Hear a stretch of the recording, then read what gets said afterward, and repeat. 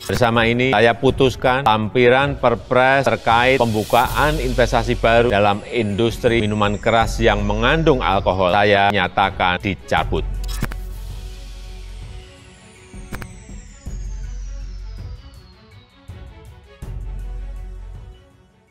Wapres Ma'ruf Amin jadi salah satu pengusul atas dicabutnya lampiran Perpres Miras. Presiden Joko Widodo dengan resmi menyampaikan alasan dirinya resmi mencabut aturan investasi minuman keras dalam Peraturan Presiden Nomor 10 Tahun 2021 tentang bidang usaha penanaman modal. Sebab menurut Jokowi, dirinya telah menerima masukan dari berbagai pihak. Tidak hanya itu, Jokowi juga mengaku telah mendapat masukan dari provinsi dan daerah terkait undang-undang Perpres tersebut.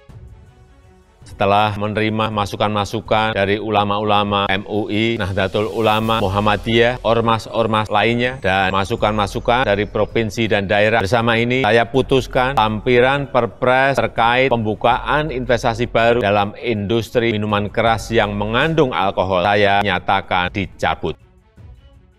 Namun sebelumnya ramai pula diperbincangkan terkait Wakil Presiden Ma'ruf Amin yang tidak tahu menahu tentang Peraturan Presiden Nomor 10 Tahun 2021 soal investasi miras mengandung alkohol yang diteken Presiden Joko Widodo. Hal tersebut disampaikan oleh juru bicara Wakil Presiden Mas Duki Baitlawi. Menurut dia, Wapres Ma'ruf menjadi salah satu pihak yang tidak dilibatkan dalam aturan tersebut. Kontroversi terkait Peraturan Presiden Nomor 10 Tahun 2021 tersebut juga turut mengundang komentar pedas dari inisiator Partai Umat, Amin Rais, yang menilai keputusan Presiden Jokowi mengeluarkan Perpres itu merupakan kesalahan fatal. Amin Rais juga meminta organisasi Islam lainnya menentukan sikap agar Perpres itu dicabut. Menurut Amin Rais, perizinan investasi miras ini dapat menghancurkan moral bangsa.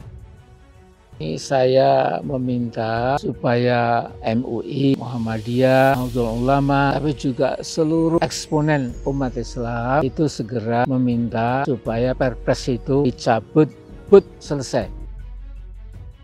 Komentar dari Amin Rais tersebut didukung oleh pegiat media sosial Bang Arif yang juga ikut berkomentar terkait keberadaan Wapres yang tidak kunjung memberikan pernyataannya mengenai ramainya Perpres Nomor 10 Tahun 2021 tersebut. Dengan tidak kunjung keluarnya Wapres Ma'ruf Amin, akhirnya menurut dia banyak sekali spekulasi yang berkembang, seperti pertanyaan mengenai sebenarnya apa yang dilakukan oleh Ma'ruf Amin. Lalu, spekulasi selanjutnya adalah ia berpendapat jika Ma'ruf Amin tidak diberikan kesempatan berpartisipasi dalam roda pemerintahan sehari-hari. Spekulasi selanjutnya, Bang Arif juga berpendapat jika peran Ma'ruf Amin sebagai Wapres sudah selesai, sebab beliau mungkin saja dulunya hanya dijadikan peraih suara untuk memenangkan Pilpres kemarin.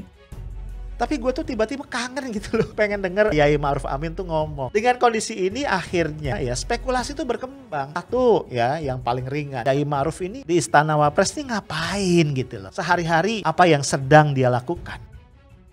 Tidak hanya itu, peneliti politik dari Lembaga Ilmu Pengetahuan Indonesia atau LIPI, Wasisto Raharjo Jati, heran ketika Wapres tak mengetahui aturan tentang miras yang diteken Jokowi melalui Perpres. Wasis menyatakan, sudah seharusnya Ma'ruf mengetahui berbagai aturan yang ditandatangani oleh Presiden, sebab Presiden dan Wapres merupakan satu paket duit tunggal yang dipilih oleh masyarakat secara langsung dalam pemilu. Ia menilai ketidaktahuan Wapres atas aturan tersebut menjadi indikasi secara politis telah terjadi relasi yang tak menyatu antara Wapres dengan Presiden. Namun dengan dicabutnya Peraturan Presiden Nomor 10 Tahun 2021 yang mengatur tentang pembukaan investasi baru industri miras yang mengandung alkohol, jubir Wapres Ma'ruf Amin mengungkapkan, Wapres Ma'ruf Amin menjadi salah satu pengusul atas dicabutnya lampiran Perpres terkait investasi miras itu. Hal tersebut juga akhirnya turut didukung oleh berbagai pihak, seperti yang disampaikan oleh Ketua MUI Bidang Fatma Asrorun Niam Soleh. Selain memuji langkah cepat Jokowi, ia juga menilai pencabutan ini sebagai momentum review peraturan perundang-undangan yang ada di Indonesia secara mendalam. Niam menyampaikan, sebelum Presiden mencabut lampiran Perpres terkait miras ini, MUI sebelumnya sudah melakukan pendalaman materi.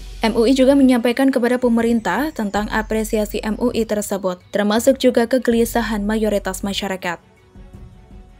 Majelis Ulama Indonesia menyampaikan apresiasi yang sebesar-besarnya atas keseriusan pemerintah, atas respon cepat dari Presiden yang mendengar aspirasi masyarakat Selanjutnya, Ketua Umum Pengurus Besar Nahdlatul Ulama atau PBNU, Said Aqil Siraj, juga turut menyampaikan apresiasi terhadap Presiden Joko Widodo dengan turut menyampaikan 3 poin sikap dari PBNU terkait pencabutan Peraturan Presiden Nomor 10 Tahun 2021 tersebut. 3 poin diantaranya adalah: pertama, menyampaikan apresiasi dan ucapan terima kasih kepada pemerintah atas respon yang cepat dan tanggap terhadap masukan berbagai pihak dengan mempertimbangkan kemaslahatan bersama. Kedua, mendorong pemerintah melandaskan kebijakan investasi pada kemaslahatan bersama, sekaligus berorientasi pada pembangunan yang tidak mengenyampingkan nilai-nilai keagamaan. Ketiga, meminta seluruh umat Islam khususnya warga NU untuk menjaga kondusivitas dan tidak terprovokasi serta melakukan hal-hal yang tidak dibenarkan secara konstitusi.